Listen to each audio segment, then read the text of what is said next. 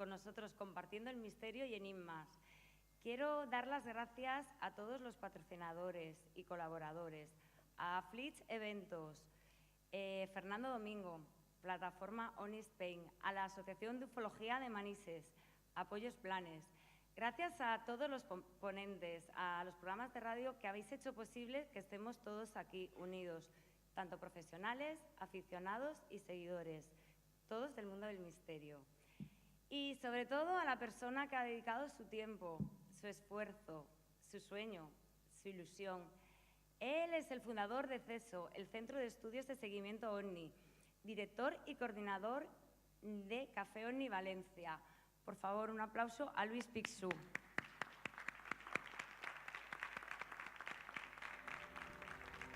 El micro. Muy buenos días. Muchísimas gracias y un millón de disculpas por el retraso. No era mi intención, pero es un directo, la verdad es fenomenal, muy bien. Cuidado, ¿lo veis?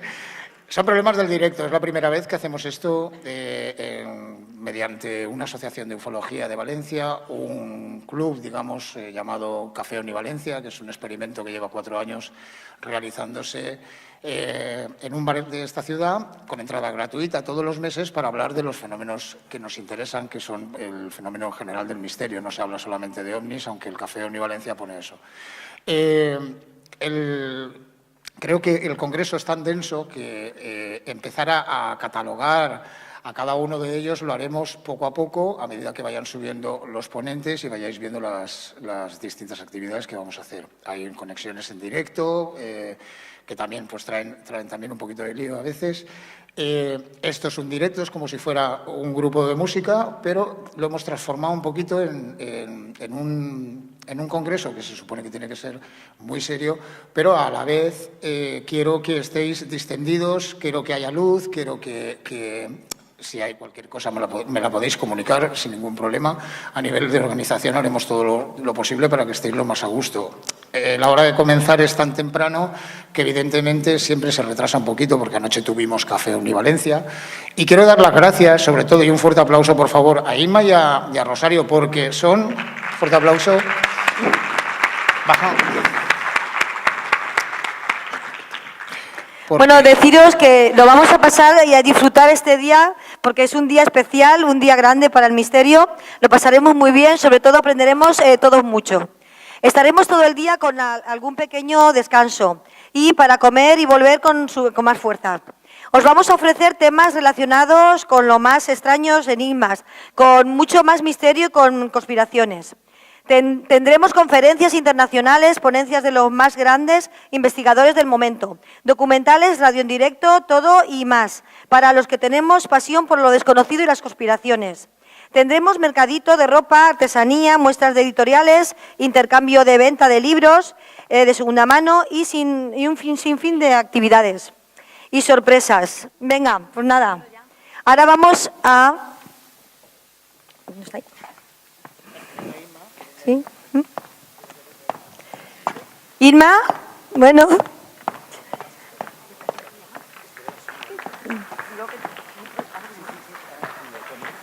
¿Ah, sí? Voy.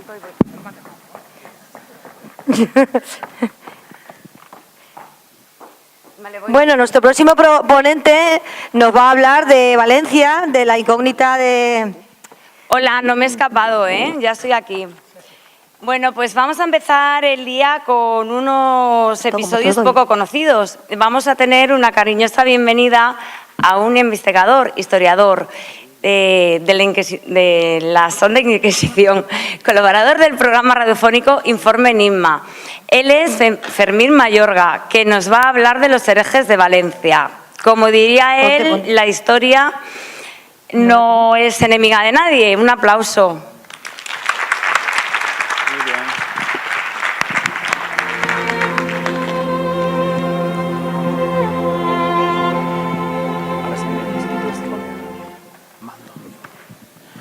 Bueno, muy buenos días. Es un placer estar aquí con todos vosotros en Valencia.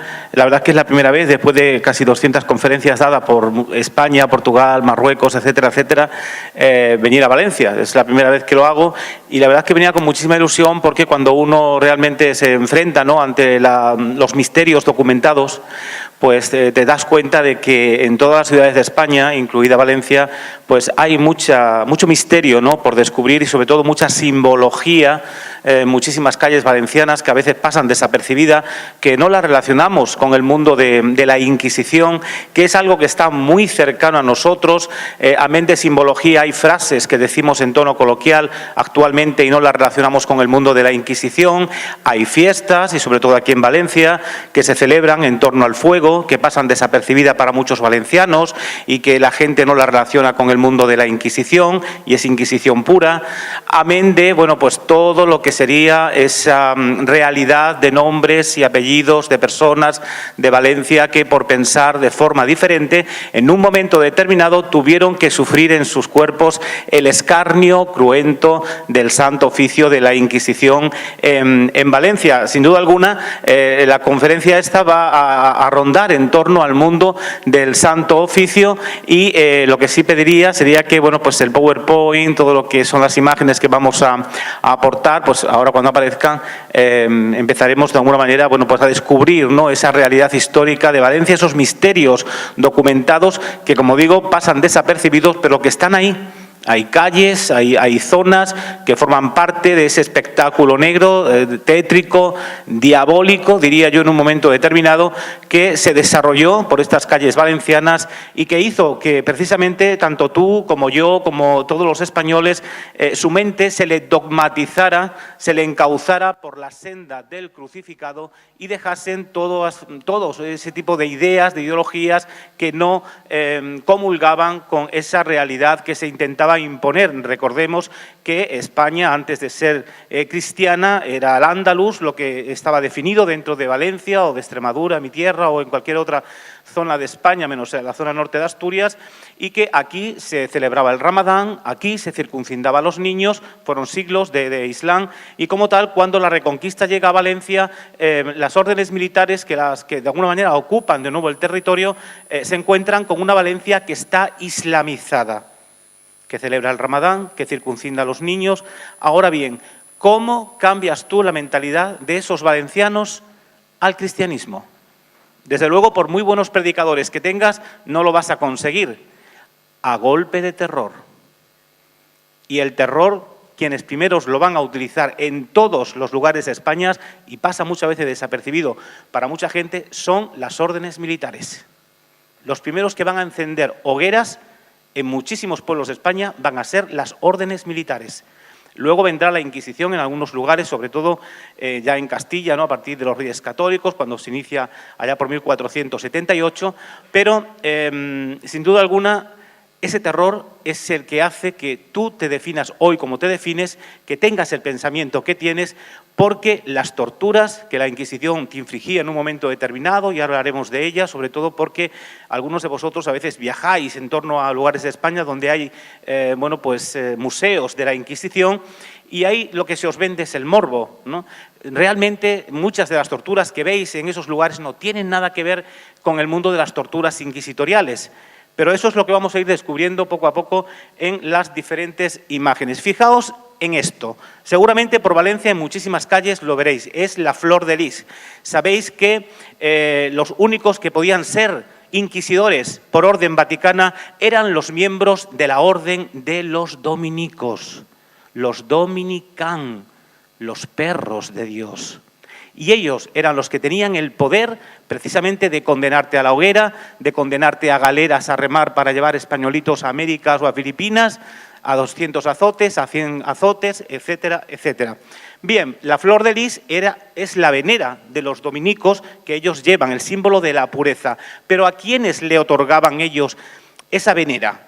Sabéis que en todos los pueblos de España la Inquisición tenía su policía al servicio del Santo Oficio, y eran precisamente los familiares del Santo Oficio, que así se denominaban. Bueno, pues esta policía al servicio de la Inquisición, que tenía que ser gente pura de raza, no podía ser gente que descendiese de judíos o de moriscos, pues tenían que ser esos cristianos de raza que la Inquisición le otorgaría esta venera, la flor de lis, que ellos llevarían en sus capas negras paseando por las calles de Valencia, y que la gente del siglo XVI, XVII, XVIII perfectamente identificaba a ese familiar del Santo Oficio, a esa policía al servicio de la Inquisición, gracias a esta flor de lis. Por eso, cuando veáis un escudo como el de la monarquía española, donde la flor de lis esté presente, nos está indicando que ese linaje, que ese clan, que esa familia en su día fueron policía al servicio de la Inquisición, porque esa venera te la daba el Santo Oficio, la venera de los dominicos. Por eso la monarquía, que es la que crea la Inquisición y apoya en todo momento todo lo que se ejecutó con el Santo Oficio, lleva la flor de lis en su escudo, como también lo lleva precisamente el escudo de la Inquisición. En Valencia, si paseáis por la zona céntrica, podéis ver aún hoy en día este escudo en algunos lugares y veis que lleva la flor de lis en las 4 puntas de la cruz. Lleva la espada, que simboliza la justicia, y lleva la palma o la rama de olivo, como se dice en algunos lugares, que simboliza la esperanza. Es decir, la Inquisición te podía ejecutar si no ibas por esa senda del crucificado que hemos dicho anteriormente, pero también tenía esa otra doble vara de medir de que te podía salvar la vida siempre y cuando realmente te reconciliaras con Cristo, con la Iglesia Católica en definitiva. Pero estuvimos hablando de las torturas antes. Fijaos, hay algo que la gente desconoce. Cuando realmente tú eras contumaz, había gente, por ejemplo, que decía que visualizaba ovnis, ¿no? Que visualizaba determinadas luces en el cielo, que veía, por ejemplo, determinadas luminarias. Eso estaba castigado por la Inquisición. ¿Por qué? Porque la Inquisición frenó la presencia de platillos volantes en muchísimos lugares del país porque atentaba contra la verdadera religión que se intentaba establecer. La tierra era plana para mucha gente que así lo consideraba, incluida la Iglesia Católica. Debajo estaba el inframundo, digamos el infierno o el purgatorio, y arriba solamente estaba Dios en el Edén. Por lo tanto, todas aquellas luces que tú pudieses ver en el cielo, si no la transformabas en algo cristiano, era herejía. Lo único que se podía visualizar en el orbe era precisamente a la Virgen María, a Cristo, a los apóstoles o a los santos. Todo lo que se saliese de esa línea era considerado herejía. De ahí que esa mala fama, esa mala reputación que el tema ovni, por ejemplo, tiene hasta el día de hoy, venga dado precisamente por esas malas enseñanzas que durante 350 años que duró la Inquisición aquí en la zona valenciana, por ejemplo, sirviese para crear, ¿no?, esa mala imagen de esas visiones que la gente tenía en determinados lugares de Valencia, de Granada o en Caspe, como contábamos anoche allí en el Café OVNI. Pero fijaos, lo primero que se hacía al contumaz, a la persona que realmente no entraba por las reglas inquisitoriales, era ponerlo a cuestión. Y ponerlo a cuestión era bajarlo a la cámara del tormento para enseñarle todo el aparataje, todos los elementos de tortura que la Inquisición tenía en ese momento en su sede central en Valencia, que está justamente donde está hoy, muy cerca de lo que es el Palacio de Benicarló. Ahí justo pegado a él, lo que es el Palacio del Real, que se llama, y estaba la sede central de la Inquisición. Y bueno, desde ahí, junto con todo el tema carcelario, lógicamente estaría donde estaba también el Palacio de la Inquisición, amén de que luego hubiese otras cárceles como la de la Penitencia, etcétera, etcétera, que eran para gente, digamos, a veces familiares del Santo Oficio, que a lo mejor cometían algún tipo de delitos, inclusive religiosos. Hay muchos curas, muchas monjas, conventos enteros que han sido condenados por la Inquisición por determinadas historias, que además durante la transmisión del programa de Informe Enigma daremos a conocer esos pactos con el demonio en algunos conventos, inclusive de Valencia, donde la Inquisición tuvo que intervenir precisamente porque, amén de parir dentro de los conventos las monjas porque hacían verdaderos pactos con el demonio, y otras historias, pues además lo veréis documentalmente hablando, porque saldrán los documentos ahí sacados del Archivo Histórico Nacional, veréis que esa realidad también aquí se fraguó, ¿no? Pero siguiendo con el tema lo pongo porque, sobre todo, muchas de las torturas que vemos, como os dije antes, creemos que es la dama de hierro, eso que vemos en los museos, el desgarrador de senos, el desgarrador de vagina, etcétera, etcétera. Pero antes de llegar a eso, fijaos en esta imagen, es el siguiente paso que la Inquisición daba cuando tú realmente decías que lo que habías visualizado era una nave, por ejemplo, ¿no? No nos vamos a meter ya con el tema del judaísmo, con el tema de los moriscos o de la hechicería o la brujería, que también valdría perfectamente todo este tipo de imagen para esa realidad que se castigó aquí en Valencia. Era desnudar al reo, fueses mujer o fuese hombre, delante de los inquisidores, y ahí el inquisidor te estaría preguntando: hermano, ¿tú realmente has judaizado? ¿Tú realmente has practicado el Islam? ¿Tú realmente has visualizado una nave en el cielo, una luminaria, una luz, o a la Virgen María? Bueno, pues él no había visto a la Virgen María, sino que había visto a lo mejor una especie de lo que hoy entendemos como un cometa, cualquier fenómeno natural como el fenómeno de los 3 soles en un momento determinado, porque hay documentos sobre ello, y luego hablaremos de ese tema. Pero si te mantenías en esa línea, la Inquisición iba a comenzar con las torturas. Pero fijaos, y aquí está la clave con este tema de las torturas. Cada vez que vayáis a un museo de la Inquisición, en Santillana del Mar, en cualquier otro lugar de España, todas aquellas torturas que hagan que el cuerpo del reo efusione sangre, eso no es Inquisición. Eso es justicia civil. Por lo tanto, la dama de hierro, ese sarcófago de púas, eso no es Inquisición, es justicia civil. Se utilizaba para los asesinos, para los ladrones, para este tipo de gente, o por ejemplo, como hemos dicho antes, ese tipo de elementos como los desgarradores de vagina, de seno, la sierra, eso no es Inquisición. Os están vendiendo el morbo, la tortura de los estiramientos, hasta que dijeses que realmente habías visualizado en el una, que decimos en tono coloquial, te vas a romper la crisma. Quizás la habéis relacionado alguna vez con el mundo de la Inquisición. Pues sin duda alguna es un tema que vamos a aclarar. Pero fijaos, lo aclararemos luego, lo retomaremos. Pero fijaos en esta imagen. Son muchísimas las personas que murieron bajo tortura, que no aguantaron un determinado suplicio, como ese de la toca, donde la gasa no te hacía, no podías expulsar el agua, no podías, con lo cual a veces, si no decías la verdad, pues terminabas reventado. Bueno, pues mucha gente murió bajo tortura porque la Inquisición, tanto hay casos de gente de 90 años en los documentos inquisitoriales, de 70, bajo tortura. Estos herejes, el reo, la herejía de la Inquisición, un sacerdote en este caso que diese la misa públicamente delante de la Catedral de Valencia, la sacaría y la leería. Bueno, pues este pelele, el día del auto de fe, acompañaría los restos de ese difunto que serían desenterrados y que sería puestos en serones sobre un burro. Delante irían los reos de la Inquisición vivos, que habían cometido determinadas herejías, pero tras ellos irían los peleles de la Inquisición, estos monigotes, y además las personas que lo llevarían, fijaos en aquella persona que lleva aquel pelele, para darle ese aire grotesco al auto de fe, la Inquisición utilizaba a las personas que tenían físicamente deficiencias mentales o físicas, es decir, jorobados, gente que cojeaba, lo que hoy vemos como síndrome de Down. Las personas de síndrome de Down eran las que solían llevar este tipo de cosas también, porque para la Iglesia eran como hijos del diablo, era una equivocación, es decir, ese matrimonio no podía realmente tener un hijo sano porque estaban en pecado y Dios no le concedía esa realidad. Por lo tanto, de ahí viene esa mala educación transmitida que ha hecho que durante siglos, inclusive al día de hoy, aquellas personas que a lo mejor tenían un hijo o una hija con estas deficiencias mentales, le diese vergüenza el sacarlo a la calle, porque eran utilizados para estos fines. Es decir, fijaos lo que estamos hablando.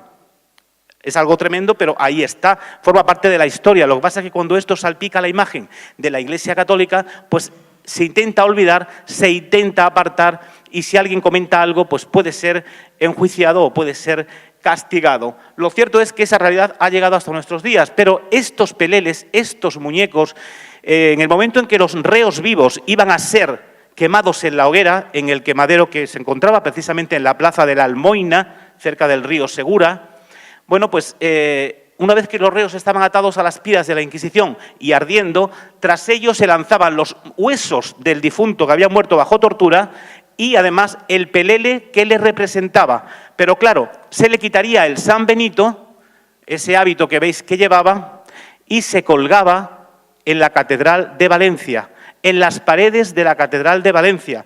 Y si tú eras de un pueblo de Valencia, se colgaba en la iglesia de tu pueblo. ¿Para qué? Para perpetuar tu infamia y la de todas tus generaciones, con lo cual tú ya no podías viajar a India, no podías utilizar el color carmesí, que era el color de la hidalguía, del día de fiesta, no podías trabajar en trabajos públicos, eras como un proscrito, un valenciano de segunda o tercera categoría. Y de ahí viene esa famosa frase que decimos en tono coloquial de te colgaron el San Benito, porque se colgaban en las iglesias españolas. Es decir, los templos era todo menos un lugar sagrado, eran verdaderos humilladeros públicos, incluida la Catedral de Valencia, como todas las catedrales españolas, que estaban completamente empapeladas con este tipo de trajes con el nombre del reo, la herejía que había cometido, etc. Eso hacía que muchísimos valencianos tuviesen que huir de sus poblaciones porque era un atentado continuo contra la honra de muchos españoles. De ahí que en el año 1834, que fue cuando quedó abolida la Inquisición, hasta ese año los sanbenitos estuvieron colgados en las iglesias españolas. Y la reina regente María Cristina, a través de un decreto, le dijo a la Iglesia Católica que le daba 3 días para descolgar todas esas prendas difamatorias que estaban atentando contra la honra de miles y miles de españoles que, por pensar de forma diferente, tuvieron que sufrir en sus carnes el escarnio cruento de la Santa Inquisición. Y luego, lógicamente, imaginaos, ¿no?, ese pelele que estaría ardiendo en la hoguera, o esa persona que estaba ardiendo en la hoguera, pero muchos valencianos huían y se refugiaban en Portugal. Pero claro, Portugal también tenía Inquisición y se carteaba con la Inquisición de Valencia, con la Inquisición de Llerena en Extremadura, que era más cercana, y les hacía llegar, oye, fulanito de tal se ha marchado de Valencia, de tal pueblo o de Valencia ciudad, y no sabemos dónde se encuentran, pero los familiares del Santo Oficio de Portugal cazaban posiblemente a ese valenciano en tierras portuguesas y lo condenaban en Portugal. Pero la Inquisición española previamente le habían puesto pasquines en la Catedral de Valencia y en otros lugares céntricos, diciéndole que en 30 días se tenía que presentar. Y si no te presentabas, en el siguiente auto de fe morirías quemado en la hoguera con ese pelele que hemos visto que le representaría. Hay una frase que decimos en tono coloquial, pareces un muerto en vida. Bueno, pues los muertos en vida eran este tipo de personas que ya estaban muertos para la Inquisición, para ese poder fáctico dominante y para la monarquía, y como tal había que demostrar esa mala fama, esa, digamos, tiranía desde el punto de vista religioso de ese personaje, y qué mejor que hacerlo precisamente año tras año, quemando ese pelele, quemando esos monigotes, quemando esos muñecos que le representaban con su nombre y apellido, una fiesta organizada siempre en torno al mundo de la religión, en torno al mundo de los cristianos de raza, para precisamente, bueno, pues humillar públicamente a ese personaje, a esa persona o a esas personas fugitivas que se habían marchado y no habían venido, y de ahí nace el tema de las fallas de Valencia, a pesar de que os digan lo contrario, porque claro, eso cuando salpica la imagen de la Iglesia Católica lo hacen pagano, aunque se siguen haciendo en torno al mundo religioso, en torno de la Virgen de aquí de Valencia, etcétera, etcétera, ¿no? Pero de ahí nace todo este tema de la quema de monigotes y de peleles que en su día se obligaba a hacer en los pueblos de toda España y, por supuesto, en las ciudades, porque era una manera de catequizar a la población. O estás con nosotros, os te puede ocurrir lo mismo que le estaba ocurriendo a este pelele, a este fugitivo que se marchó a Portugal o que se marchó a Francia huyendo precisamente del Santo Oficio. Y además, sabéis que ya no solamente las fallas de Valencia, en España hay cantidades de pueblos, de ciudades donde se siguen quemando monigotes, donde se siguen quemando peleles que se humilla, que se le pega, que se mantean y al final se terminan quemando. Bueno, pues todo eso nace de ahí, del tema inquisitorial. Vuelvo a repetir, cuando eso salpica la imagen de la Iglesia, se hace pagano. Fijaos, hace como 10 años la Iglesia ha cambiado el Padre Nuestro. Antes era perdónanos nuestras ofensas y ahora es perdónanos nuestras deudas. Perdón, antes era perdónanos nuestras deudas y ahora es perdónanos nuestras ofensas. Y no es un sinónimo. ¿Qué hay ahí detrás? ¿Qué interés hay ahí detrás? Pensad un poquito. Quizás es que tú le debes algo a la Iglesia y no te lo quiere perdonar porque se lo puedes echar en cara. Pues esto no me interesa, hay que cambiarlo. No, que me pague lo que me debe. Con lo cual, lo cambio, no es un sinónimo, pero cuando van pasando X años, eso se va olvidando y las generaciones venideras ya no se acordarán de lo anterior y seguirán practicando ese nuevo Padre Nuestro. Bueno, pues esa realidad es lo mismo que sucedían con esos cambios que a lo largo de la historia han ido sucediendo porque de alguna manera salpicaban la imagen de esta institución española. Esta es una de las fiestas que vemos en España, para que os hagáis una idea, que se hace en Villanueva de la Vera, en Extremadura, en Cáceres, el famoso Peropalo. Y bueno, es un pelele que también al final se termina quemando por judío. Es un rabino judío, un judaizante, y que al final, bueno, pues se celebra la fiesta en torno a ello. La Iglesia hasta hace bien pocos años ha participado, pero cuando se empezó a hablar de Inquisición, cuando Fermín Mayorga fue a dar conferencias allí a esa población, pues ya se pusieron con las orejas activadas y, claro, ya no participan en esta fiesta en torno a la quema del pelele y del Peropalo. Pero fijaos en el tema de los sanbenitos, porque en todos los lugares de España se celebra la Semana Santa. Y quizás nadie relacione la Semana Santa con la Inquisición, y es Inquisición pura. Y veréis por qué. Fijaos en los sanbenitos. Aquellos que no llevan el capirote, la coroza, como se dice en los documentos, son blasfemos de la Inquisición. Gente que se acordaba de la Virgen, que se acordaba en un momento determinado de Dios para mal, y como tal, bueno, pues se le ponía el aspa o la cruz de San Andrés, que se llamaba, pero no iba con el capirote. Sin embargo, aquellos que llevaban el capirote, como este primero que vemos aquí, bueno, pues eran personas que a lo mejor habían practicado la hechicería, habían practicado brujería en un momento determinado, o quizás un bígamo, a los que también se le ponía el capirote y el hábito y una soga al cuello, y en función de los nudos que llevase la soga, la gente que visualizaba el auto de fe en Valencia sabía perfectamente si iba a ser azotado con 100 azotes o 200 azotes, en función de los nudos. Un nudo equivalía a 100 azotes, 2 nudos equivalía a 200 azotes. Pero fijaos en estos otros sanbenitos. Y sobre todo fijaos en este detalle. Veis que, por ejemplo, este reo lleva las llamas hacia arriba, pero sin embargo este otro lleva las llamas hacia abajo. ¿Qué diferencia hay entre un reo que lleva las llamas hacia arriba o hacia abajo? La gente que visualizaba el auto sabía perfectamente quién era quién. Bueno, el que llevaba las llamas hacia abajo era alguien que en un momento determinado, estando en el palo de la hoguera para ser quemado, y estaban los jesuitas, los agustinos, los franciscanos con sus cruces, hermano, conviértete, pedía perdón y se convertía de alguna manera al cristianismo. Hablamos de judaizantes, de moriscos que realmente seguían el Islam, pero claro, la Iglesia te iba a salvar de morir en la hoguera, algo tremendo, algo cruel, pero no te iba a salvar la vida, ibas a morir a garrote vil. Pero este otro reo, que es el contumaz, el que no dio su brazo a torcer, el que realmente dijo que quería morir siendo un mártir de Moisés, siendo un mártir de Alá, o siendo un hechicero que estaba convencido, un curandero de que precisamente lo que hacía estaba bien hecho, bueno, pues la Inquisición te ponía las llamas hacia arriba, te pintaba culebras, símbolo del mal, del maligno, diablos en las corozas, en los capirotes. Y este traje que veis aquí, lógicamente, es un traje de nazareno. El traje de nazareno que actualmente vemos en la Semana Santa. Es un traje de penitente, de penitenciado de la Inquisición. Así que cada vez que veáis por ahí una procesión donde este tipo de parafernalias se sigan practicando, y se siguen practicando en muchísimos lugares de España, porque la gente desconoce de dónde proviene, que sepáis que estáis viendo un auténtico auto de fe. ¿Por qué? Porque la Inquisición, en Jueves Santo y en Viernes Santo, obligaba a los reos a practicar penitencias espirituales. ¿Y qué eran las penitencias espirituales?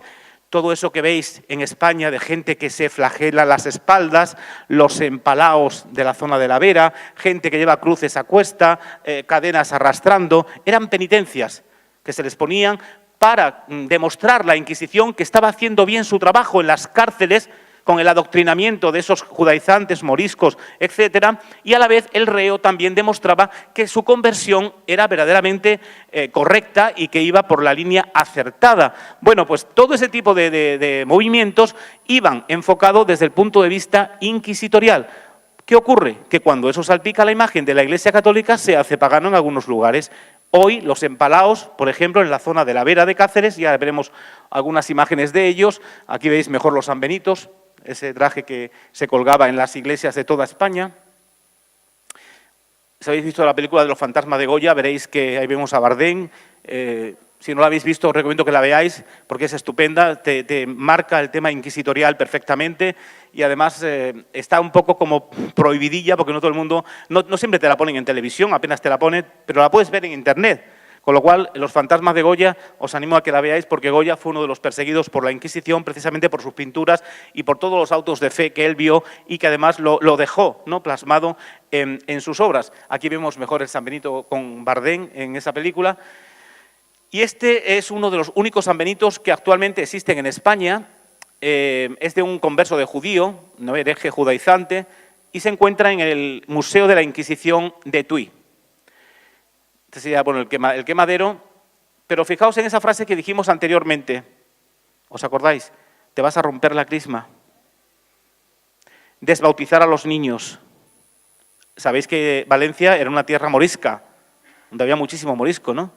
Y además también muchísimos conversos de judíos. Había verdaderas comunidades de conversos que se habían convertido al cristianismo cuando la expulsión de los judíos, allá por 1492, a través del decreto de expulsión de los reyes católicos, algunos se marchan, pero otros se quedan en Valencia. Y esos que se quedan difícilmente van a poder olvidar lo que han mamado de la teta de la familia, es decir, esa ley de Moisés.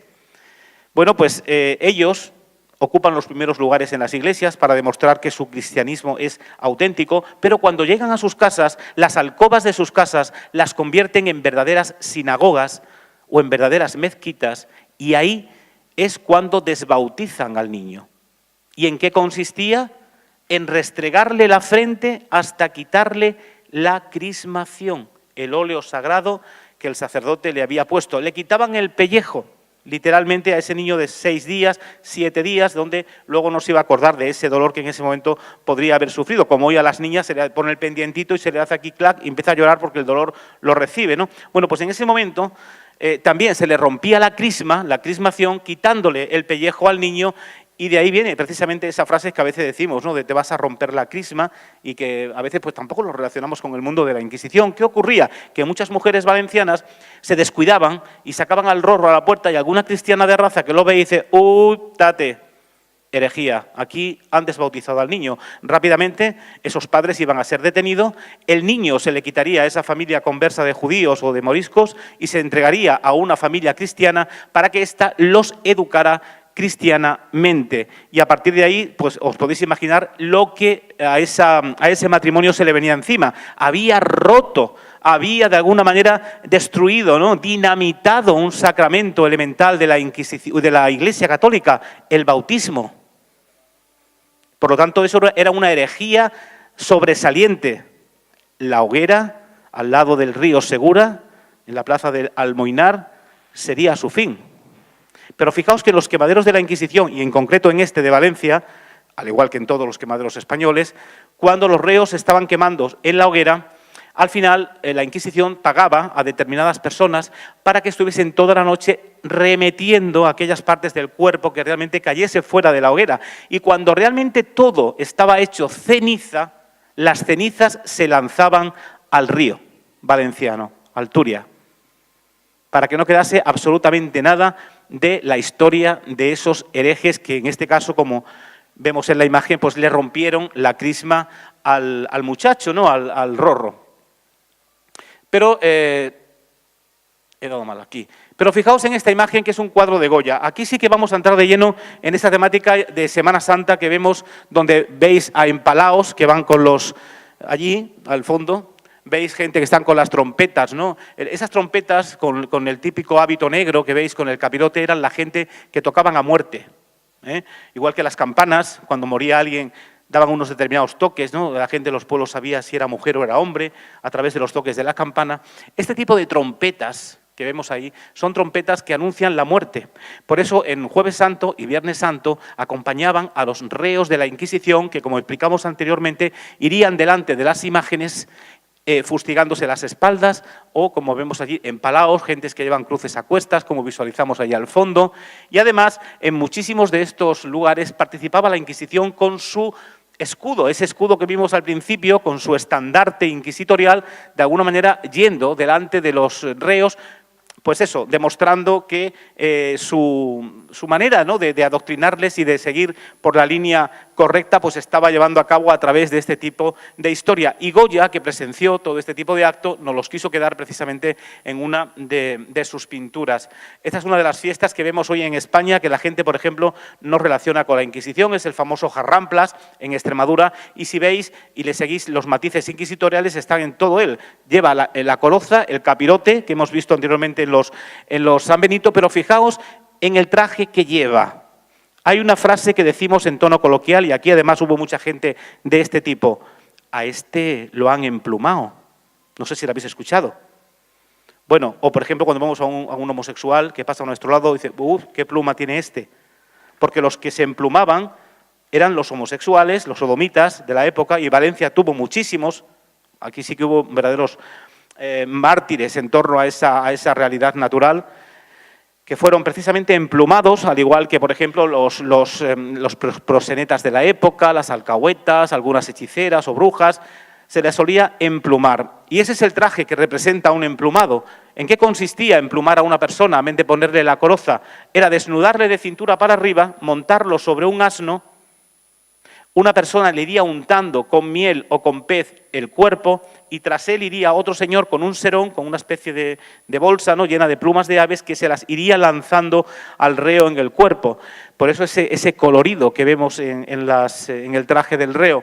Y además, bueno, cuando esto realmente terminaba, porque delante iría un pregonero anunciando la herejía del reo, el reo saldría, como veis ahí, de una iglesia. Es decir, siempre este tipo de fiestas están en torno al mundo de la Iglesia, al mundo de la religión, al mundo de la Inquisición. Sale de una iglesia y cuando sale de la iglesia, en este caso le empiezan a tirar nabos. Es el símil varonil del hombre. En este caso, Jarramplas era alguien que dejaba que su mujer tuviese acceso carnal con otros hombres a cambio de dinero. Entonces la gente decía, bueno, si tú no tienes la parte varonil del hombre para hacer feliz a tu mujer, pues toma los nabos, ¿no? Bueno, pues toda esta parafernalia se ven en muchísimos pueblos de España, no solamente en Piornal, en Cáceres, donde esta fiesta está considerada de carácter nacional, turístico, y en algunos otros lugares más de España. Creo que en Zamora hay fiestas también en torno a este tipo de figuras, y en el sur de España, pero la gente a veces no la relaciona con el mundo de la Inquisición, y estamos hablando de matices inquisitoriales que están ahí. Aquí vemos mejor esa fiesta, pero fijaos en el tema de los empalaos. Esta fiesta, que se celebra en muchísimos lugares de España hoy en día, se celebran Jueves Santo, se sigue celebrando, pero ya los empalaos en muchos lugares no van delante de las imágenes. Por ejemplo, en la zona de la Vera ya salen de una casa particular, eso sí, en Jueves Santo, pero antes iban delante de las imágenes, como vimos en lo que era la fotografía de Goya. Además, fijaos en la persona que acompaña a este empalao, ¿no? En el siglo XVI, XVII no había luz eléctrica, con lo cual había que alumbrarle. ¿Pero por qué se tapaba? Pues porque, de alguna manera, acompañar a un hereje, y fijaos que lleva el simbolismo de las cadenas, es decir, es alguien que está bajo el poder de la justicia, en este caso de la justicia inquisitorial, llevaba las espadas detrás, como visteis en la anterior foto, símbolo de esa espada inquisitorial.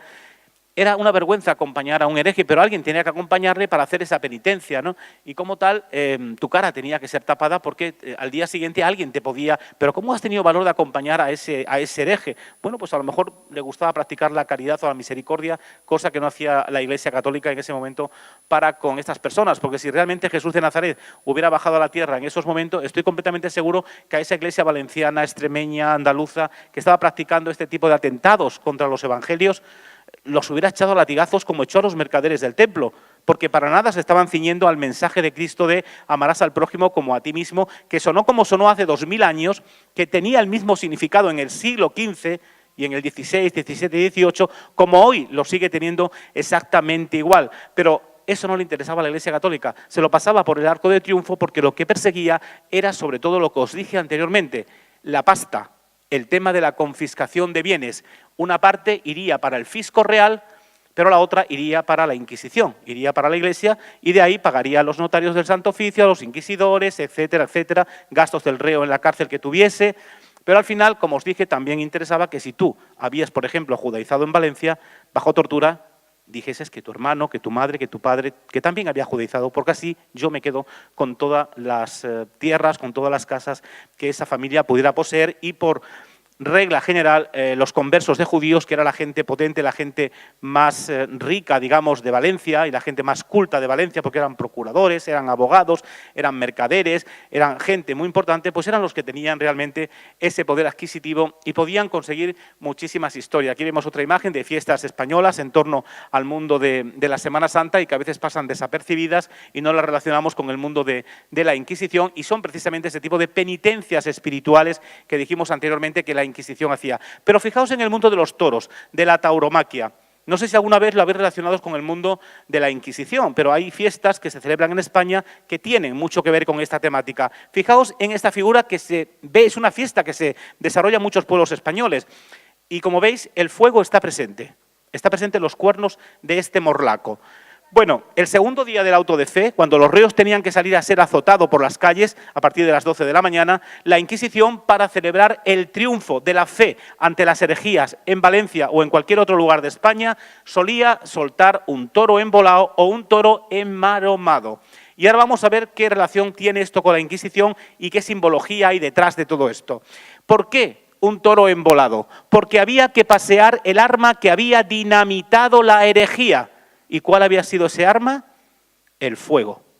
¿Y qué mejor que hacerlo en las astas de un toro, de un morlaco, de color negro zaino, que simboliza el mal, que simboliza a Satanás, que simboliza la herejía? Una herejía que al final se termina destruyendo porque se mata al toro. De ahí nace esa mala educación que se ha transmitido de generación en generación los malos tratos a este tipo de animales, donde se le lanzan lanzas, se le lanzan dardos, etcétera, etcétera, porque simbolizaba el mal, simbolizaba la herejía. Igual pasaba con el toro enmaromado. Es un toro que, como veis, está a merced, es como un reo de la Inquisición con la soga, como os dijimos anteriormente, está a merced de quien lo lleva, lo controla. Pero es un toro negro, un toro que simboliza el mal y que al final se termina matando. Bueno, pues este tipo de fiesta las vemos en muchísimos lugares de España, inclusive se hacen congresos y nadie menta a la Inquisición. Y los documentos están todos en el Archivo Histórico Nacional. Es más, os voy a dar una pista para aquella gente que realmente os guste la historia y os gusten los misterios documentados. En Internet tenéis una página que es la página del Archivo Histórico Nacional. Sabéis que ahí lo que hay son fuentes primarias. Bueno, pues ahí, si ponéis en el buscador Inquisición Valencia, por ejemplo, o Sor Valencia, que Sor es una monja, o Judaizantes Valencia, Morisco Valencia, te van a salir personas que fueron condenadas por la Inquisición en Valencia con su año, etcétera, etcétera. Y muchos documentos están digitalizados. Por lo tanto, tendréis que saber paleografía, eso sí, porque si no sabéis paleografía, difícilmente vais a entender la letra del siglo XV, del siglo XVI, siglo XVII. Pero os animo porque también hay una parte donde tú picas y te sale es proceso contra tal, por judaísmo, por lo que sea. Y además también te hablan de las fiestas de los toros que se hacían ese segundo día del auto de fe, con una verbena popular, con la música de la época y este tipo de festejo para eso, para festejar el triunfo de la fe ante las herejías. Y como siempre, ¿cuándo se suelen celebrar ese tipo de fiestas de toros? En los días de fiestas del patrón, de la patrona, de la gente, digamos, de los personajes religiosos que en cada pueblo se veneran o se ensalzan, ¿no? Y en este caso la Inquisición, pues siempre en día importante, que era cuando se celebraban los autos de fe, también se soltaba este tipo de animales y este tipo de fiestas que vemos y que no las relacionamos con la Inquisición. Igual que esto, la matanza. ¿En cuántos pueblos de España no vemos que se matan los cerdos en la calle? ¿Os habéis preguntado alguna vez por qué se matan los cerdos en la calle? Os han matado y están casi prohibidos en algunos lugares. En Extremadura se siguen matando en muchísimos pueblos, en el mío entre ellos. ¿Qué relación puede tener esto con la Inquisición? Sabéis que los conversos de judíos y los moriscos, aquí en Valencia, ellos tenían prohibido el comer cerdo. No podían comer cerdo. Entonces, cuando ellos se convierten al cristianismo, tienen que demostrar a Valencia, tienen que demostrar que su conversión va por buen camino. ¿Y cómo lo demuestro? Matando el cerdo en la calle, porque lo podía haber matado en el corral y no ensuciaba la puerta de la calle. Pero de esa manera yo estoy quedando perfectamente bien integrado dentro de la vecindad, dentro del grupo del pueblo, porque estoy participando de algo que forma parte de la tradición cristiana, que es comer el cerdo. Pero claro, aquí hay gato encerrado. Tú podías perfectamente participar de la matanza, matar el cerdo, Pero, ¿lo comerías o no lo comerías? Una cosa es lo que tú visualizabas en la calle y otra cosa muy diferente es lo que ocurría luego dentro de la casa donde yo o tú, judaizante en este caso, por ejemplo, centrémonos en los judíos, en los conversos de judíos, lo que hacían era que utilizaban, en muchos casos, la manteca de cordero, la grasa de cordero, y hacían un tipo de morcilla muy similar al chorizo, que son las morcillas patateras o las morcillas calabaceras, a las que le echaban muchísimo pimentón, tú lo echabas en un puchero de garbanzos o de judías, pero ante los ojos del cristiano pasaban como un chorizo y tú podías comer delante de él haciéndole creer que estabas comiendo un chorizo. De ahí viene también el que muchos pueblos, esa venta de matar el cerdo para vender el chorizo o el tocino o lo otro, porque el judío no lo podía comer. Bueno, pues yo lo mato, pero para venderlo. La gente ve que mato el cerdo y pasa desapercibido. Claro, hubo gente que fueron condenadas aquí en Valencia por esta realidad porque los van a cazar. Van a ver que ellos no comen cerdo, pero sobre todo los van a cazar muchos frailes a través de los niños. Porque los niños, cuando jugaban entre ellos, a veces iban cerca de los conventos y los frailes para precisamente tentar si eran conversos de judíos o no, lo que hacían era ofrecerle comida de la olla, un plato, ¿no? A lo mejor garbanzo con chorizo. Y el niño decía, no quiero. Tate, aquí hay algo raro. Ya comenzaba la vigilancia, de alguna manera, de esta familia para ver si realmente comían cerdo o no comían cerdo. Así que, como veis, otra fiesta más, otro elemento más muy español que se ve en muchísimos lugares de España y que la gente no relaciona con la Inquisición. Pero fijaos en esta imagen. ¿Alguna vez habéis pensado la relación que la caza y el cazador puede tener con el mundo de la Inquisición? Aquella gente que sepáis un poquito de historia, sabéis que los conversos de judíos no podían comer ni liebre, ni conejo, ni pescado sin escamas. Eso formaba parte de sus decretos de la ley mosaica. ¿Qué ocurre? Que cuando tú veas esta imagen en los pueblos con el cazador, con la escopeta al hombro, la percha llena de liebres, de conejos, etcétera, hoy lo vemos como, fíjate qué buen cazador, ¿no? Pero no te quedes ahí, vete atrás. Era el mensaje que él quería dar a la sociedad de que realmente, al igual que con el cerdo, él en su casa también comía liebre y comía conejo, porque eso estaba prohibido por su ley.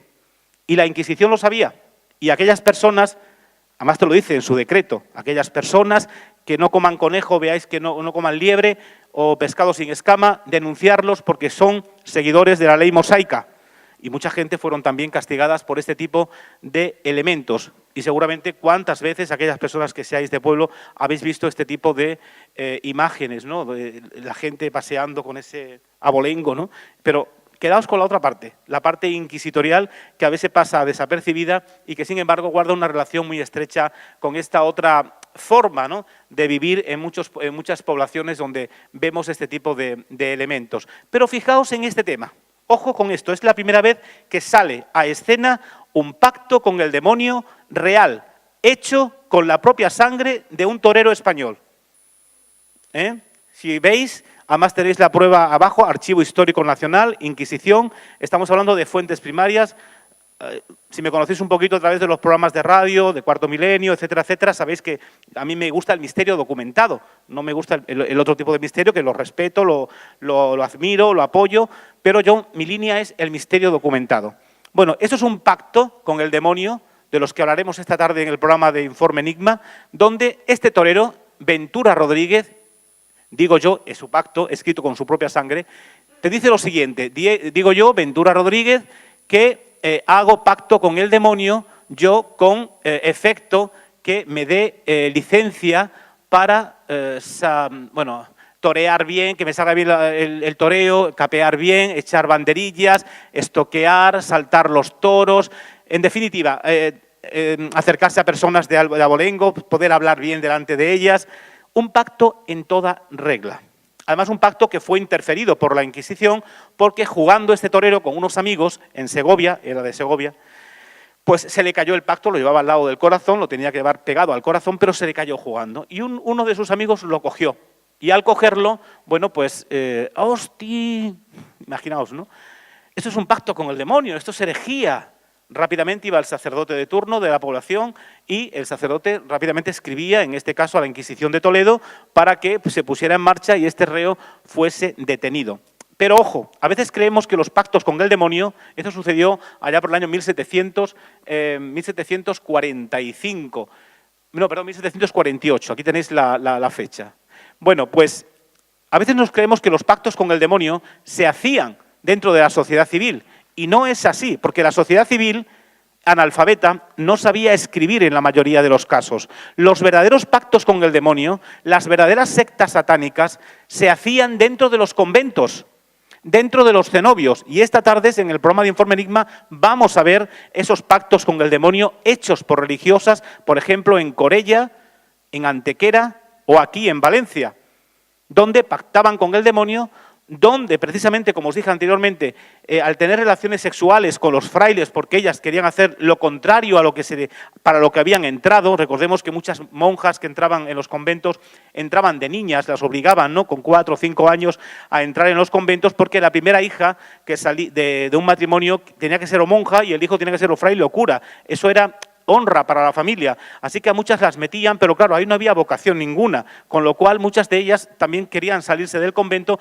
y una manera de demostrar que no estaban por la labor era precisamente pactando con el demonio y haciendo todo este tipo de historias. De ahí que, por ejemplo, en Corella, y ya veremos esta tarde los documentos, las carmelitas de Corella asesinaran, eran unas auténticas asesinas en serie, asesinaron a más de 30 bebés que ellas mismas habían parido en el convento.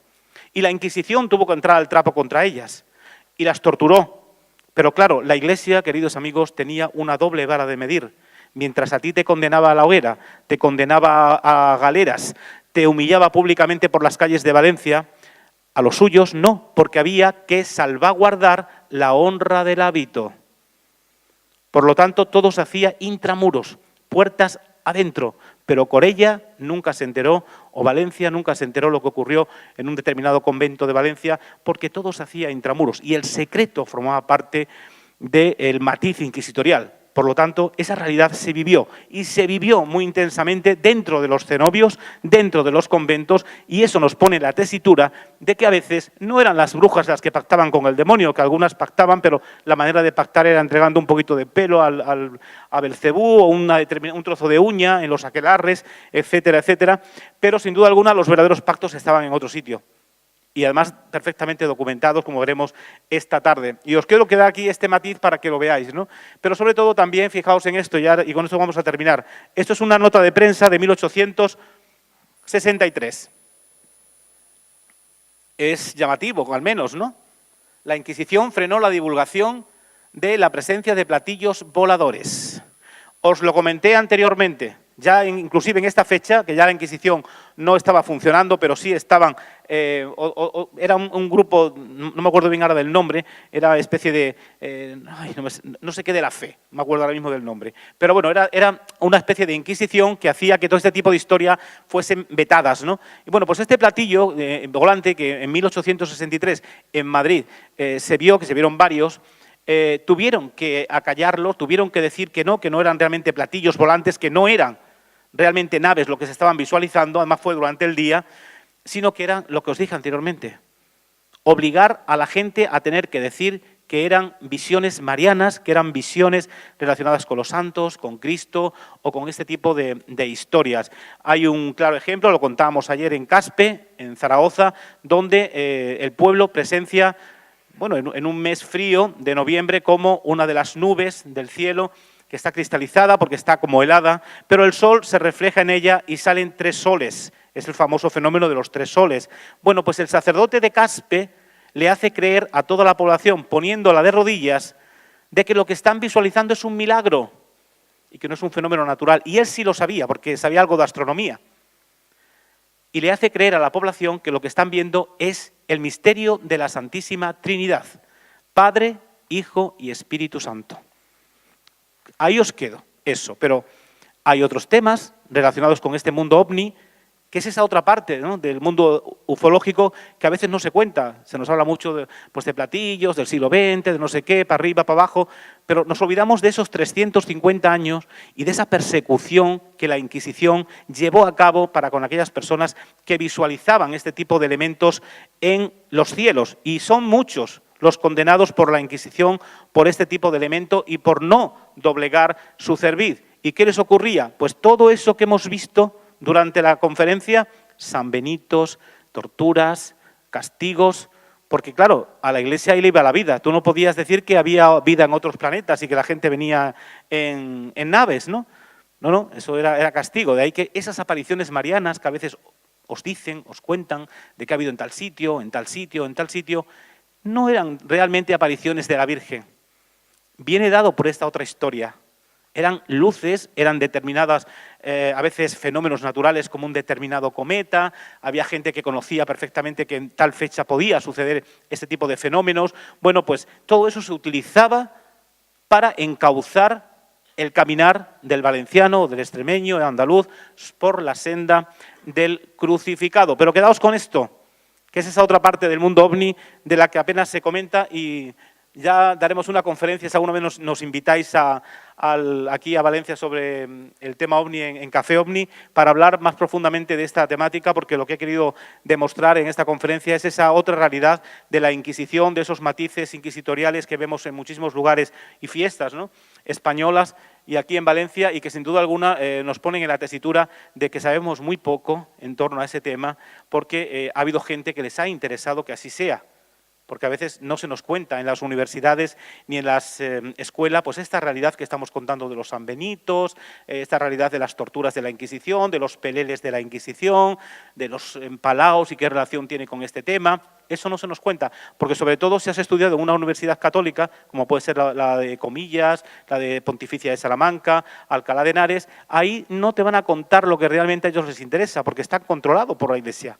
Y aquellos historiadores, muchas veces que salen de ahí, están vetados. No pueden contar ciertas cosas a no ser que te liberes del yugo de la universidad. Ahora se están celebrando los 500 años de la muerte, por ejemplo, del cardenal Cisneros, y te lo pintan como un estadista, como alguien que fue importante. Es verdad que esa vía la desarrolló, pero nadie te habla de que fue un inquisidor, y fue un inquisidor general, nada más y nada menos. Su firma valía para que tú fueses quemada en la hoguera. Y además en los momentos en que la Inquisición estaba siendo más agresiva, que era esos finales del siglo XV, inicios del XVI. Pero esa parte de Cisneros no interesa contarla a estas instituciones. Pues hay que contarla, porque es historia de España. Y termino con esta frase: la historia es cultura, el misterio documentado es cultura, y queridos amigos, la cultura no es enemiga de nadie. Por mi parte, nada más, y espero que hayáis disfrutado con la conferencia. Gracias.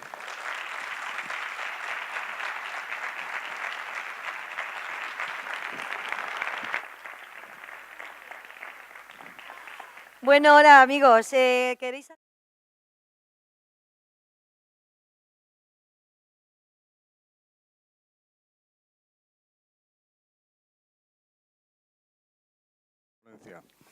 Yo quería, si es posible, que nos hablases de unos personajes relacionados con la Inquisición y en relación a esa doble vara que tú decías anteriormente, la Inquisición, y que nos hablaras de unos personajes que yo sé un poquito sobre ellos, que son los familiares de la Inquisición. ¿Qué es lo que hacían estas personas, quiénes eran y demás?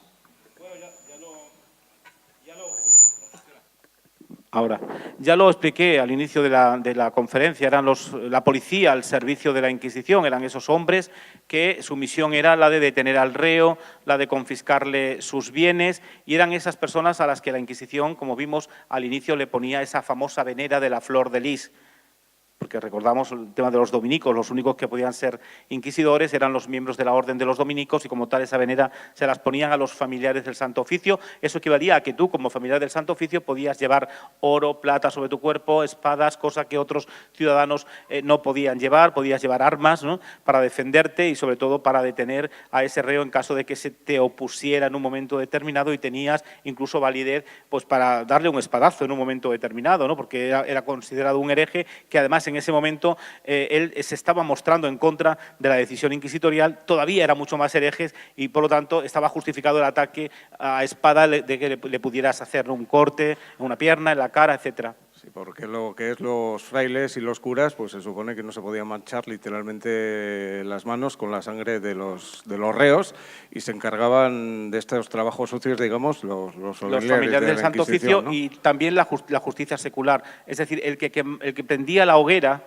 aquí en la plaza del Almainar, cerca del río Turia, que es donde estaba el quemadero de la Inquisición, no era la Inquisición. La Inquisición, lógicamente, te condenaba y mandaba a un notario de la Inquisición delante del quemadero para tomar nota de que realmente su sentencia se había ejecutado. Luego ese notario regresaba de nuevo al Palacio de la Inquisición, en lo que es el Palacio del Real aquí en Valencia, a entregar de que realmente eso había sucedido, ¿no? Y bueno, pues ese tipo de misión que la desarrollaba quien prendía la mecha solía ser pues alguien en torno al mundo de la justicia civil, ¿no? Igual que hoy en día a ti te condena un juez a la cárcel, pero quien te lleva a la cárcel no es el juez, es la Guardia Civil o es la policía. En ese momento era más de lo mismo. La Inquisición te condenaba, pero ellos no se acercaban a prenderte la mecha porque ellos tenían de alguna manera que salvaguardar ese abolengo de ser seguidores del Nazareno, de la paz, pero luego hacían lo contrario, o sea, era una contradicción, porque su manera de actuar, de torturar, etcétera, etcétera, equivalía a romper de alguna manera la línea evangélica para la que estaban, ¿no?, de alguna manera puestos, que era la de, bueno, pues educar a la sociedad o llevar a la sociedad por la senda del buen camino, pero ellos hacían todo lo contrario, que era precisamente actuar en contra de alguien que pensaba de forma diferente y que estaban violando los mandamientos de la ley de Dios, desde el no matarás hasta el no codiciarás los bienes ajenos o no tomarás el nombre de Dios en vano. Ellos los violaban completamente, pero a ellos lo que les interesaba era la pela. Sí, porque yo me estoy acordándolo un poco que en base a esa doble vara también, en las batallas medievales y no sé también en las cruzadas, los obispos, cardenales y demás que participaban en esas batallas, como tenían prohibido literalmente mancharse las manos con sangre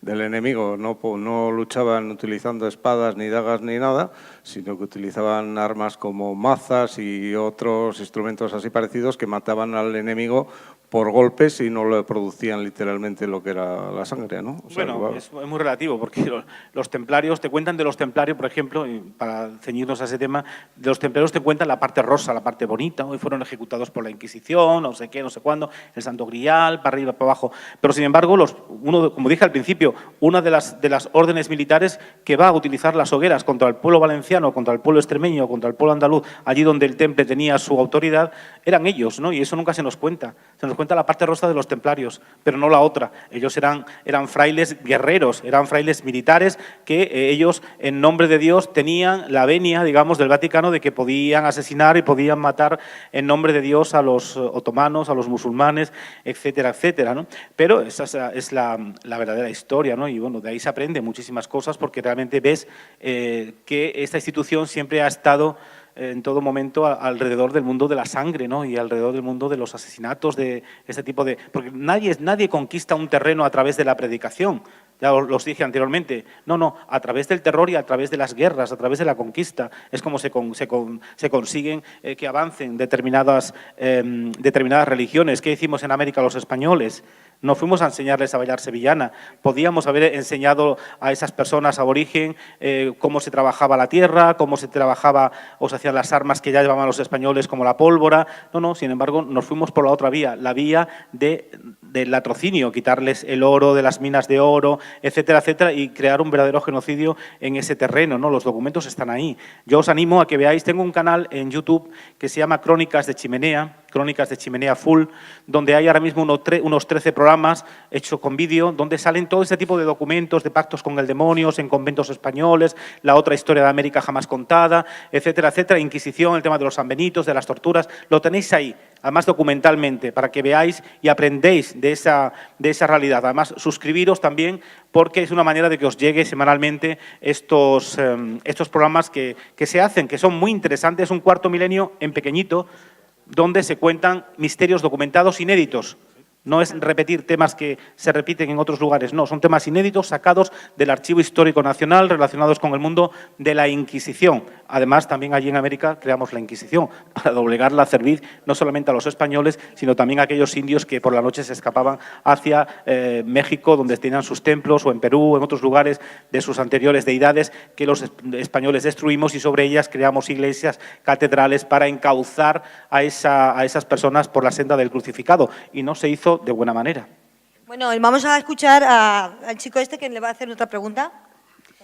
Hola, soy Tote de la Caja de Pandora y quería preguntarte acerca de si hay alguna conexión de esta Inquisición con los casos de pederastia y en algunas informaciones sobre sacrificios de niños.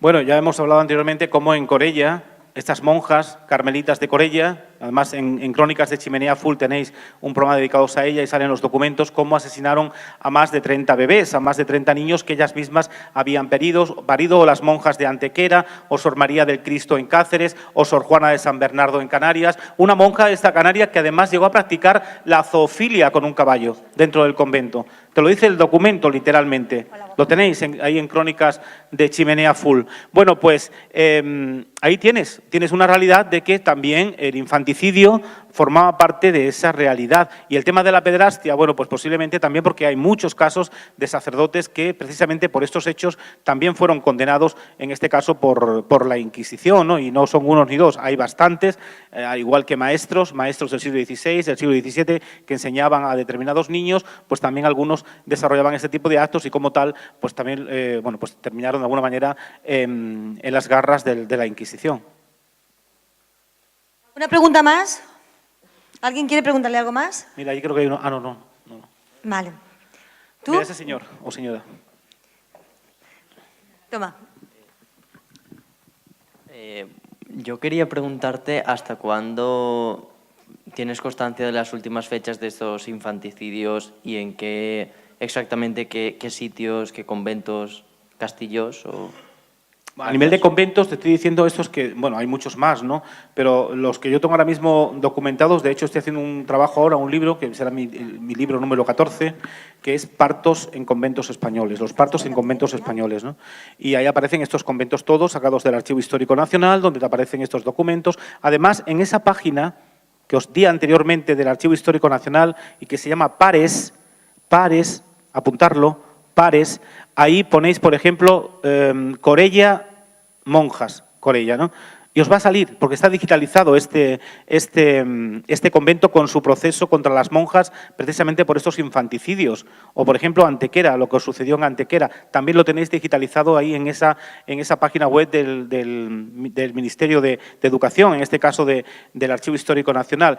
Con lo cual estamos hablando de casos y de historias que son historias porque están documentadas y escritas por la propia Iglesia, por la propia Inquisición y sobre todo pues se ve esa doble vara de medir que eso no hay que hacerlo llegar a la gente. Fijaos, en Corella, estas religiosas, a vez de pactar con el demonio, a vez de asesinar a estos niños, luego tenían la otra cara. Ellas hacían creer al pueblo de Corella que una de las hermanas, la Madre Águeda, que era la líder del grupo satánico, era santa porque tenía los estigmas de Cristo en las manos, en los pies y en el costado, incluso la corona de espinas. Y así la presentaban delante del pueblo de Corella por las rejas del convento. La gente inculta, analfabeta, venía al convento con sus pañuelitos para mojar en las llagas de la monja como reliquias a cambio de determinadas dádivas. Claro, se estaban forrando a costa de ese tipo de historia. Eso sucedía mucho en los conventos porque era una manera de que las arcas de color carmesí de estos conventos fuesen cargándose de monedas, fuesen cargándose de dineros. Luego también te encuentras la otra historia, monjas que habían parido en el convento y que para salvar al niño y no asesinarlo, lo que hacían era lo siguiente, lo ponían en una especie de cestita de mimbre muy bien vestidito, lo ponían delante de la puerta del convento a las 4 de la mañana o las 3 de la mañana. Y claro, el niño comenzaba a llorar, pero cuando pasaba el primer arriero que iba a labrar la tierra o a coger las naranjas en Valencia, hermana, que una mala madre ha abandonado a un niño. La culpa pasaba a la calle, porque nadie podía pensar que en el convento realmente estaban sucediendo esos hechos. Y se empezaría a vigilar en la calle alguna moza valenciana que realmente posiblemente pudiese haber estado embarazada o una madre soltera, en este caso, ¿no? Que de ahí viene también esa mala educación contra la mujer y ese machismo, ¿no?, creado por la Inquisición, donde a la mujer siempre se la ha vapuleado, y en este caso mucho más, ¿no?, cuando realmente eran madres solteras. Hasta hace bien poco sabéis que una madre soltera que paría un niño en el siglo XX estaba mal visto. Estaba como repudiado, ¿no? Había gente que paría y ni salía de casa durante años por esa vergüenza. Y esa vergüenza venía de la temática que estamos tocando, del tema inquisitorial. Así que fijaos esa historia que contar en torno a la Inquisición. Sí. Hola, buenos días. Hola. Una pregunta, ¿existe algún equivalente en la fe musulmana, equivalente a lo que es la Inquisición? Perdón, no te he entendido. ¿Hay algún equivalente? Un equivalente a lo que es la Inquisición, pero en la fe musulmana, si En la hacían fe prácticas musulmana. parecidas. Sí, sí, igual. Todas las religiones han tenido su particular Inquisición. Los protestantes, por ejemplo, Lutero, cuando rompe con la Iglesia Católica y sus 98 tesis las clava, ¿no?, en la Catedral de Weimar. Bueno, en Alemania resulta que luego va a practicar la Inquisición contra los católicos, porque toda esa zona, Alemania, Inglaterra, Holanda, era católica. ¿Cómo se convierte a esas gentes al luteranismo? Pues igual que se hizo en España, a golpe de terror. Y allí se van a utilizar las hogueras. Acordaos de Miguel Servet, por ejemplo, ¿no? Bueno, pues muchos sacerdotes católicos, muchos obispos católicos fueron precisamente condenados por esta Inquisición luterana. Es más, sabéis que en España brujas se quemaron muy poquitas. En la zona norte, como mucho, o aquellas que morían bajo tortura, que como hemos explicado anteriormente, se le hacía ese pelele, ese muñeco, y los huesos se lanzaban a la hoguera porque no le dio tiempo a reconciliarse con la Inquisición. Pero donde más brujas se quemaron fueron por la Inquisición luterana, o hechiceras, y solían ser gente que simplemente curaban a través de una determinada oración relacionada con la Virgen, con San Antonio, con Santa Elena, etcétera, etcétera, que ponían en práctica, o con la imposición de manos, con determinadas hierbas que ellas sabían que eran precisamente benefactoras, ¿no?, para la salud del hombre, para curar un determinado resfriado a través del eucalipto, etcétera. O también es cierto que había monjas sicarias, monjas, brujas, asesinas, que además era muy peculiar, ¿no?, porque solían utilizar elementos del campo, como por ejemplo la amanita fenoide, la seta venenosa o el estramonio, y cuando una mujer se acercaba hasta ella a pedirle ese tipo de elementos, y curioso, cuando tú lees los documentos de la Inquisición, la inmensa mayoría son mujeres maltratadas, que buscan algo para sacarse del medio al marido, ¿no? Bueno, pues esta bruja le dice, dale la amanita fenoide seca, y se la metes en bebidas negras, en vino tinto o en café. Y como en el siglo XVI, XVII, XVIII no se depuraba este tipo de elementos como se depuran hoy, tú te tragabas el vino o te tragabas el café y, claro, llevabas la amanita fenoide o el estramonio. A la semana morías hinchado como un pote. Y como no se hacían autopsias en esas épocas, pues había sido el cólico miserere o cualquier otro tipo de enfermedad del momento. La bruja había conseguido su dinero y la mujer se había salvado de los palizones que el marido le había dado. Y no estoy dando pistas a la gente. Bueno, ¿alguien quiere algún consejo más para liquidar al marido? ¿Alguien quiere hacer alguna pregunta? Mira, por aquí hay dos manos levantadas. Ah, sí, vaya. Uy, espera que me caigo, A ver si me voy rodando. Toma. Hola, buenas. Hola. A ver, yo tengo una curiosidad. Quería preguntarte si alguna vez has recibido algún toque de atención por parte de la Iglesia. No, por estos temas. No, entre otras razones porque ya la Iglesia ha pedido perdón públicamente por estos temas a través de Juan Pablo II, a través de Benedicto XVI. Ellos han pedido perdón, pero la Conferencia Episcopal Española no se ciñó a ese perdón. Todavía no ha pedido perdón por los crímenes contra la humanidad que se desarrollaron en España en nombre de Dios y en nombre de estos valencianos o valencianas que por pensar de forma diferente sucumbieron, ¿no?, en las hogueras al lado del río Turia. No. Y ayer mismamente Cañizares salió por ahí diciendo que el tema de los matrimonios homosexuales, que patatín, que patatán, como si ellos estuviesen en posesión de la verdad. Y creer en algo que no se puede demostrar, querida amiga, es una pseudociencia. No es ciencia, es una pseudociencia. Es como hablar de la brujería o hablar de temas paranormales. Es pseudociencia. Pues la religión es pseudociencia también. Porque yo soy de los que piensan que Cristo realmente no quiso fundar ninguna iglesia en ningún momento determinado porque es que no dejó escrito nada. No dejó escrito absolutamente nada. Él era un rabino judío que además se circuncidó el 7º día, que iba a la sinagoga y predicaba a los judíos. ¿Qué ocurre? Que luego se reinterpreta la Biblia, sobre todo a través de Pablo, cuando coge del Antiguo Testamento a Isaías, ¿no?, donde te dice que va a venir el Mesías, etcétera, etcétera, y utiliza la figura de este rabino de Jesús, que sí que existió, porque ya Flavio Josefo y otros historiadores de la época te lo ponen como reflejo, y que tenía mucho carisma y que la gente le seguía a través de eso, pero claro, Roma se lo cargó porque era un sedicioso contra Roma, él se enfrenta a Roma, y Roma se lo carga como tal, pero él nunca quiso construir una iglesia. Esta iglesia que conocemos, la Iglesia Católica como tal, cuando realmente se fragua, es a través del Concilio de Nicea, 325 años después de la muerte de Cristo, que es cuando se aprueba la resurrección del Señor, como lo entendemos hoy en día. Pero la figura de Jesús de Nazaret, realmente, si tú te ciñes al Cristo histórico, al real, al que está bajo el tema de Flavio Josefo y de los historiadores de la época, no tiene nada que ver con ese Cristo espiritual que te han vendido otros utilizando el Antiguo Testamento. Yo, por ejemplo, un ejemplo, Elvis Presley. Sabéis que tiene muchos seguidores, ¿no? Si hay por ahí un gurú, alguien carismático que quiera crear una secta o un grupo en torno a Elvis Presley, con esos seguidores que tiene va, y si poco a poco va cogiendo éxito, pues al final vas a conseguir doblegar la cerviz, a lo mejor a un determinado país, y eso se convierte en una determinada religión. Lo estamos viendo últimamente, ¿no?